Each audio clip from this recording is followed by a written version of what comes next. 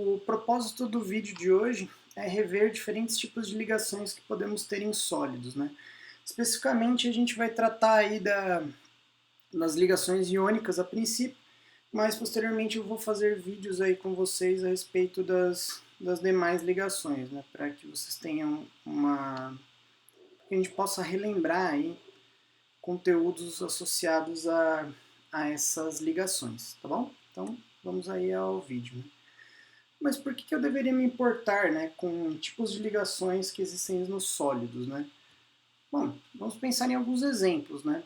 Por exemplo, o aço, que é um material resistente e dúctil, né? Possui ligações metálicas. Em contrapartida, o cerâmico, que é um material bastante frágil, né? Possui ligações iônicas. Finalmente, os polímeros, né, são bastante maleáveis e possuem um ponto de fusão baixo e possuem, na sua maioria, ligações covalentes. Mas qual a diferença entre cada uma dessas ligações? Por que elas conferem essas características tão distintas aí para os materiais que nós conhecemos, né? Pois essas classificações de materiais são bastante díspares, né? Em comparação aí entre eles, né? E assim são as ligações também. Né? O objetivo de hoje é a gente tentar entender um pouquinho melhor como que isso funciona. Né?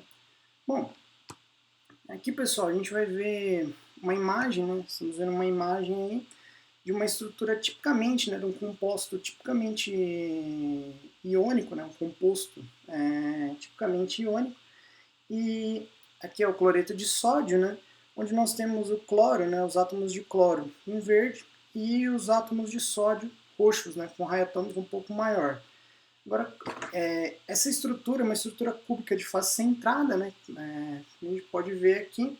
Mas por que esses elementos têm essa característica, né? O que mantém eles aí nessa rede cristalina? Bom, isso é o tópico da nossa aula de hoje. A gente vai entender um pouquinho melhor como que esses sólidos se estruturam.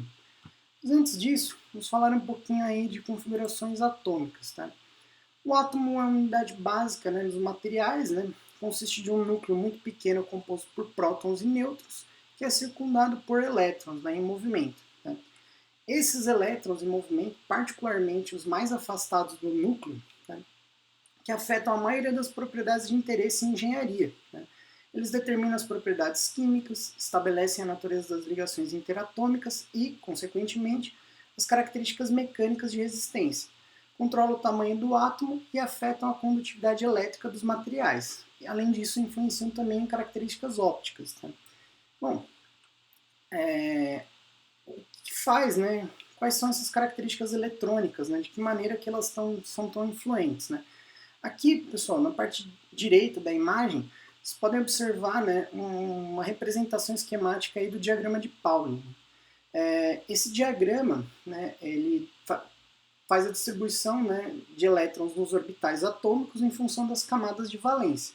O princípio de exclusão de Pauling diz que cada órbita pode conter não mais do que 2 elétrons que devem ser de espinélios opostos. Né?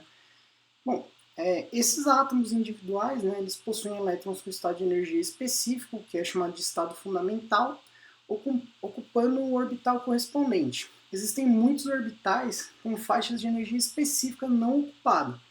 Os elétrons não podem ocupá-las a menos que sejam excitados por meios externos. Esses elétrons de valência são aqueles que ocupam camadas preenchidas mais externas. Né? Eles participam de ligações entre átomos para formar agregados atômicos e moleculares. Além disso, muitas das propriedades físicas e químicas dos sólidos são baseadas nesses elétrons de valência. Uma configuração eletrônica estável, né, possui os orbitais dentro da camada eletrônica mais externa ou a de valência preenchidos. Né? Normalmente isso corresponde à ocupação somente dos orbitais s e p, né, da camada de valência. Bom, para cada camada mais externa, né, por um total de 8 elétrons, né, como é o caso de gases nobres. Né? Então, no caso desses gases nobres, eles possuem, né, a camada ocupada, né, mais externa por um total de 8 elétrons, exceto para o caso do hélio, né, que pode conter apenas 2 elétrons, tem essa configuração específica. Alguns átomos de elementos que possuem camadas de valência não totalmente preenchidas assumem configuração eletrônica estáveis pelo ganho ou pela perda de elétrons, ou ainda através do compartilhamento de elétrons com outros átomos formando ligações químicas. no vídeo de hoje, né, a gente vai ver as ligações interatômicas primárias, especificamente a ligação iônica. Tá? E aqui eu subdividi os materiais sólidos, né, em função das ligações com algumas características específicas. Né? Então temos aqui ligações metálicas, para os metais, como no caso do aço que eu comentei anteriormente, covalente para os polímeros, e aqui vai ser o tópico da nossa aula de hoje, que é a ligação iônica. Tá. Essas ligações iônicas, né, estão presentes nos materiais cerâmicos, na maior parte, né, envolvem elementos metálicos e não metálicos. Os átomos dos elementos metálicos perdem, tá, seus elétrons, enquanto elementos não metálicos ganham esses elétrons, ambos ficando estáveis com a camada mais externa completamente preenchida. As forças de ligação são denominadas de Coulomb. Tá? A ligação iônica é não direcional, ou seja, a magnitude dessa ligação é igual em todas as direções ao redor do íon. Tá? Essa é a ideia principal. Então, só para esclarecer aqui, né, em geral, os átomos, né, do grupo 1A e 2A cedem elétrons, né, são íons positivos, e os átomos do grupo 6A a 7A recebem elétrons, que são íons negativos. Bom, vamos para alguns exemplos. Né? Então, a gente já comentou aí a respeito, né, de como que a ligação iônica funciona, mas eu gostaria de relembrar com vocês aqui o conceito de eletronegatividade, tá? Para a gente entender um pouquinho por quê, né? Por que essa ligação tem essa característica, né? Então, assim, a eletronegatividade, pessoal, ela aumenta a partir do momento que a gente aumenta o número do grupo aqui na tabela periódica, né? Ou seja, quanto mais à direita, maior essa eletronegatividade, e quanto mais alto aqui na tabela, maior a eletronegatividade também. Então, os primeiros períodos aqui, que são as primeiras linhas da tabela, possuem átomos com maior eletronegatividade, como ele tentei indicar aqui na figura.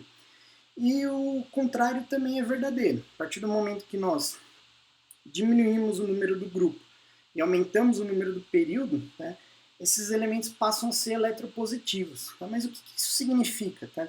Um átomo que está presente mais nessa região aqui da tabela, pessoal, né, tem uma característica eletronegativa maior, né, ele tende, né, ele quer receber elétrons, então ele tende a adquirir ou roubar esses elétrons, né, para se tornar um ânion. Tá? Em contrapartida, os átomos dessa região da tabela periódica, eles tendem a ceder, tá, um átomo, né, ceder um elétron. Tá? Eles querem se tornar, né, cátions. Né? A ideia aqui é que eles cedam elétrons para se tornar um cátion. A partir desse ponto, né, vale a pena lembrar também, né, que a parte da eletronegatividade diz respeito em relação ao elemento, né, que tipo de elemento vai ceder ou vai ganhar elétrons aqui nessa troca iônica, tá, nessa ligação iônica. Tá? Vamos falar aqui a respeito de um exemplo característico, tá? O óxido de magnésio, o MgO. Eu já mostrei para vocês a estrutura de cloreto de sódio anteriormente, e aqui eu vou usar o exemplo do óxido de magnésio para poder exemplificar aqui algumas situações, né, que ocorrem nessas ligações iônicas. Né? Então, pessoal, o óxido de magnésio ele tem uma estrutura aqui com o elemento oxigênio e magnésio, tá? Obviamente, né? São dois típicos, né, elementos que vão formar uma ligação iônica. Né? O magnésio ele possui a estrutura eletrônica do gás neônio, que é a estrutura 3s2. Né? Enquanto que o oxigênio possui a estrutura, né, eletrônica do hélio, que é 2s2, 2p4. Né? Lembrando que menores estados de energia são normalmente alcançados por camadas completas. Então a tendência aqui, eletrônica, é que eles consigam completar essas camadas de valência.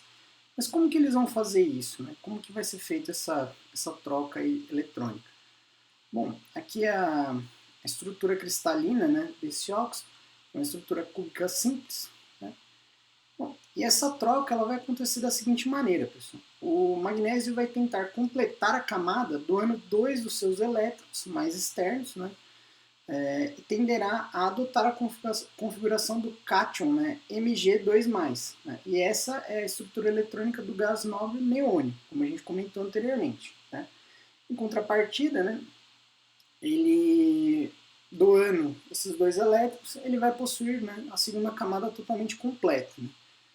Ao passo que o oxigênio, tá, ele vai tentar ceder, tá, aceitar dois elétrons e assim tende a adotar o estado de O-2, que é a estrutura eletrônica do gás nobre Hélio. Tá. O mesmo vai ocorrer no caso do cloreto de sódio.